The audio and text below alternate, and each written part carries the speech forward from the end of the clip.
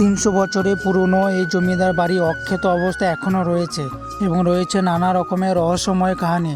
Last পর্যন্ত ভিডিওটা দেখতে থাকো, তোমরা সবটাই জানতে পারবে।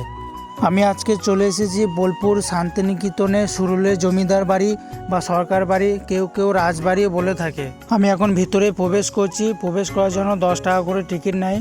এই জমিদার পরিবারের পতন ঘটেছিল অষ্টাদশ শতাব্দীর প্রথমার্ধে। এই পরিবারের আদিপুরুষ ভরতচন্দ্র ঘোষ বর্তমানের বাঁকা নদীর তীরে ছোট নীলপুর গ্রামে বাসিন্দা ছিলেন এবং তার স্ত্রী বিমলাকে নিয়ে কাশী যাওয়ার পূর্বে সুরুল গ্রামে তাদের গুরুদেব বাসুদেব ভট্টাচার্যের সঙ্গে সাক্ষাৎ করতে আসেন এবং গুরুদেবের আদেশে কিছুদিন সুরুলে থাকার সিদ্ধান্ত নেন। দম্পতি শ্যামসুন্দরের নিত্য পুজো আরাধনা করেন এবং তারা একটি পুত্র সন্তান লাভ করেন। নাম রাখেন কৃষ্ণহরি। কৃষ্ণহরির জন্মগ্রহণের পর তারা স্থায়ীভাবে সুরুল গ্রামে বসবাস শুরু করেন এবং তখনকার সময়ে চতুষ্কোণ দালান বিশিষ্ট নাট মন্দিরটি 18,000 টাকায় মূল্য দিয়ে তৈরি করেছিলেন এবং এই সরকার বাড়ির দুর্গা পুজোটি প্রায় 300 বছর পুরনো। জমিদার বাড়িটি দেখার জন্য ভক্তদের প্রচণ্ড পরিমাণে ভিড় হয়।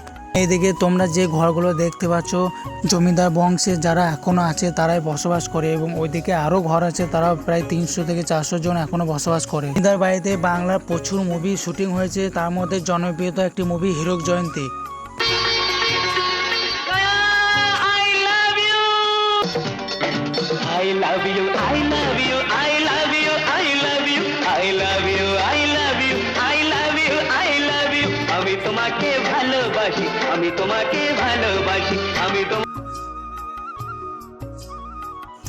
এবং এইটা হচ্ছে টেরাকোটার পঞ্চরত্ন মন্দির এবং সুরুল ছোট বাড়ি বলে পরিচিত আছে এবং এখানেও দুর্গাপুজো করা হয়। বোলপুর রেল স্টেশন থেকে মাত্র 4 কিলোমিটার সুরুলে জমিদার বাড়ি।